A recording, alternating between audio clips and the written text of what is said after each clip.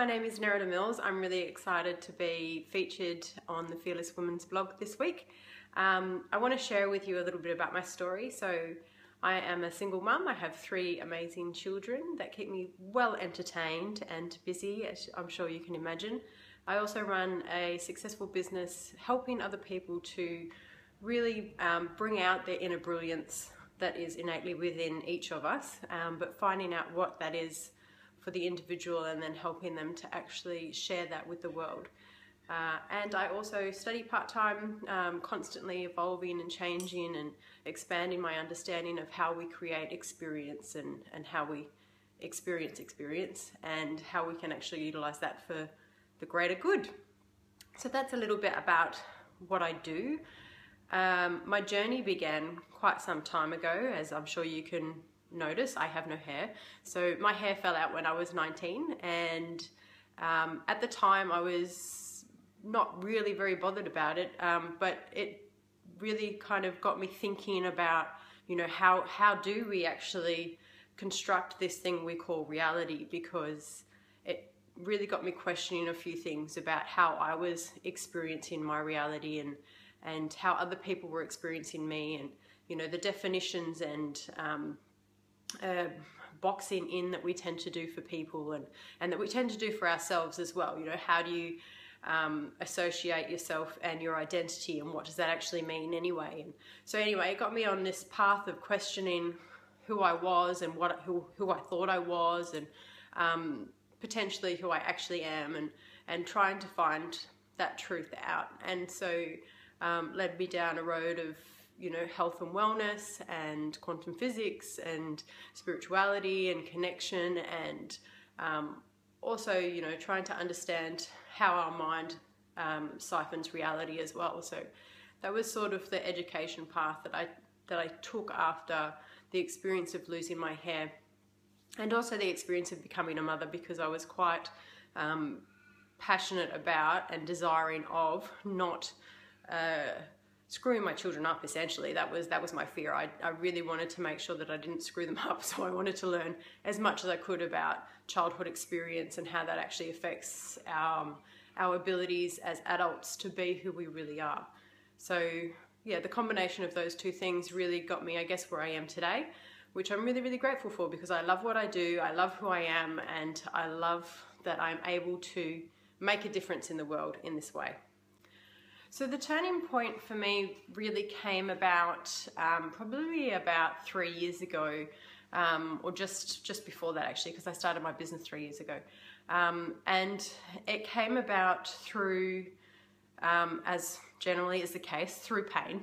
So what happened was that a lot of my adult life, I guess the last 15 years or so, was really, or the 15 years previous, was really dedicated to creating an experience of community. So I had a vision, and my partner at the time, we both had this collective vision of being part of something larger than ourselves, but demonstrating a way that we could live in modern times that was connecting to the past and connecting to our roots, and that would have a positive impact on the future. So we really wanted to create a sustainable community and an intentional community, where we all work together for a greater good. And we actually did that. We achieved that, and we were living on the land for quite a number of years, and a little while into it, it started going a bit pear-shaped. So human dynamics had their play, and that space no longer worked for us, and so we had to leave. And that really shook me up. It shook me to the core, because I had really associated into being there for the rest of my life. I had planned on retiring there. I had it all set out in my head, how it was going to work out, and how I was going to be able to hold retreats and stuff there, and how my children were going to grow up on land, and the amazing experience that would be for them as well. And then all of a sudden, we weren't there anymore. And that wasn't a possible future anymore. And it really shook me. So I spent a couple of months grieving. I remember walking my kids to school, bawling my eyes out every day, and then picking them up and crying all the way home, which was not helpful for them, obviously. So I stopped doing that. But I did make a decision a couple of months into that grieving process that if that wasn't going to be it, if that wasn't going to be how I got to make my mark on the world, if that wasn't going to be how I got to experience my life, and if it wasn't going to be how my kids were going to be raised, then what had to come in its place had to be incredible. It had to be amazing. It had to be worth losing that, right? Because that meant everything to me. That is what I spent my whole life working towards. So if it wasn't going to be that, it had to be friggin' phenomenal. And I had to start backing myself, and I knew that I had to be the one to grab the opportunity with both hands and run with it, because once I made the decision to actually start working with clients and start sharing what I know and really expanding what I know, so learning a lot more as well. Once I made that decision, I knew I had to back myself, and I knew that I could be brilliant at it. But that was certainly the turning point for me. Was I had to make it mean something. I had to make the losing of what I desired worth something, because otherwise what was that experience for, right? So that was really the turning point for me, but it did come out of a whole pit of pain, which it tends to do. What have I learnt? What haven't I learnt? There has been so many lessons and learnings in my journey. I guess starting with losing my hair, I learnt that I'm not my body, that I'm not my looks, that I'm not your perception. And sometimes I'm not even my perception, which I know sounds weird, but it's true. So if I'm not my body and I'm not these constructs of perception, then what am I, right? So I've learnt to connect in and tap into a deeper part of myself that holds that truth. And I can only really explain it or express it as love, because I think when we are able to get into a deeper part of who we are, then what you find is a genuine goodness, a genuine intention for good and for love. And I think that that is what we are all innately striving for, is to experience love on a very deep level. So that's, I guess, how I view myself at my innate core. Now, of course, I'm like everybody, and I have layers of fog and fear and beliefs and bullshit and everything else to sort through, which is a constant journey, and I do so very consciously. So that's one of the lessons that I have. And another one is the best opportunities are the ones that we create for ourselves. If we sit back and wait for life to happen, it's going to happen on somebody else's terms. You know, you've really got to step up and create the opportunities, which takes doing stuff that perhaps you haven't done before. And of course, that brings up a whole heap of fear and, you know, hesitancy and all of those things. And the only thing I have to say to that is bring courage, because that will be the only thing that will take you that next step forward. And when I say bring courage, I mean it literally. You need to bring it. It ain't coming to you. You've got to step forward and take action, and that's how courage will show up. It doesn't show up any other way. So it's just, it's literally one of those things, you know, when you're first learning to swim, you've just got to dive in the deep end and kind of start paddling and trust that you're going to be okay. I have this really deep belief that we all have everything we need within us right now to handle whatever it is that's going on with our lives. Doesn't mean it's easy. I'm not saying that. What I'm saying is that you can handle it, because if you couldn't, you wouldn't be experiencing it. So having that belief system has really helped me to continue to move forward, continue to back myself, continue to believe that it's going to be okay, that I'm going to be okay, and that I'm going to come out stronger. So that's been really, really powerful as well. Best part about being me. Ooh, I love being me. I guess for me, one of the things that I love is that there's always benefit to an experience. So I have a broader view of experience that includes challenge and benefit. So Dr. John Demartini speaks about this. I've been living this from before I even knew the man existed, though. So, but he just demonstrates it in a brilliant way, and he talks about it as in in every experience you have, no matter how challenging, what you will find is support. And with every amazing experience, no matter how amazing, what you're going to find is there's going to be challenge, right? There's this balancing act that is constantly happening in the universe, because that's what the universe does. It balances things and it levels things out. And so, you know, I'm really great at living like that. If I'm experiencing challenge, I will look for support. I'll look for benefit. I will look for learning. I will look for growth. If I'm experiencing growth and benefit and joy, then I'll be like, yeah, cool, wicked, this is great.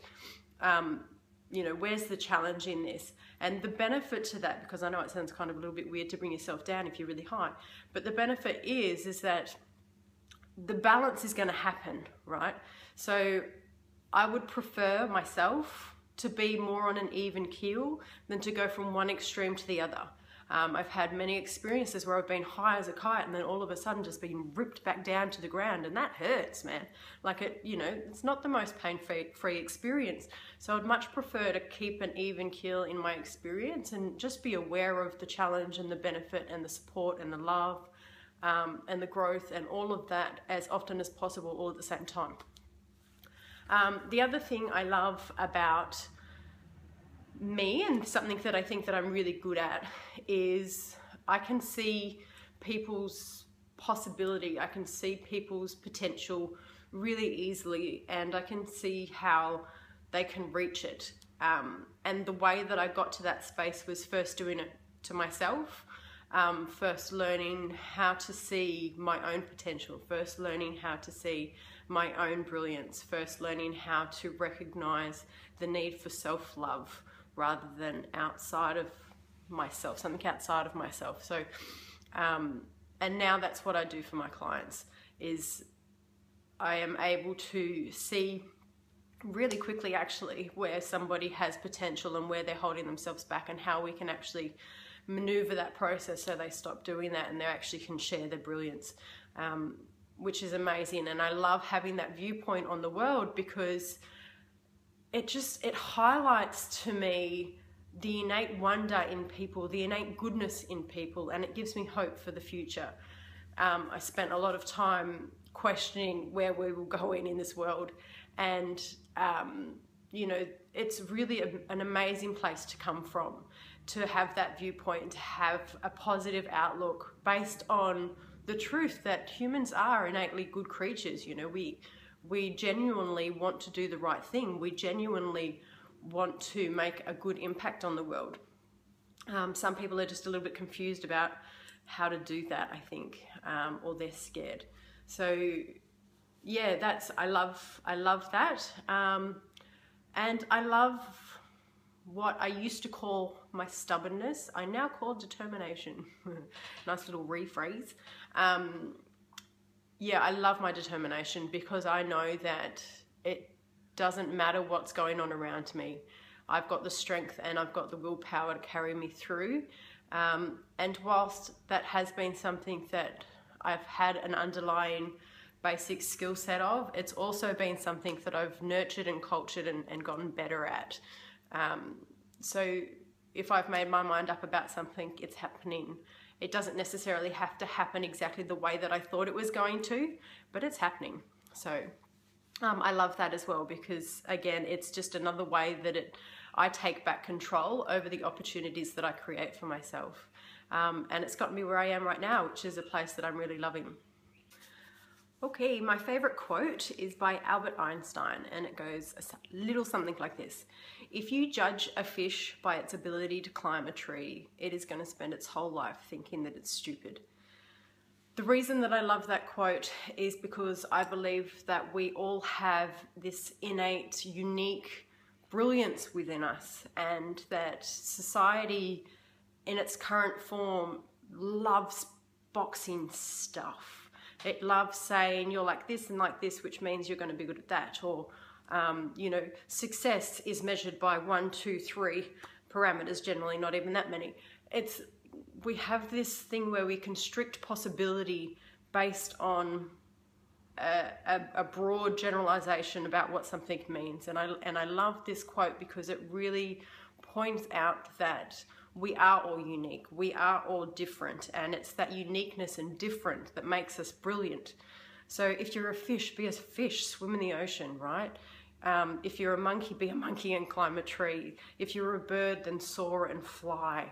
But do whatever it is that makes your heart sing. Do whatever it is that lights you up, because within those experiences is the truth about what you're here for. I believe that we're given those signs, I guess, I call them breadcrumbs from the universe, to show us where to go in life and how we have an ability to contribute, because not everybody knows how to fly, not everybody knows how to swim, not everybody knows how to climb, but we each have something unique that we find easy, we find fun, we find enthralling, and that's where we need to play, in those spaces, not a fish climbing a tree.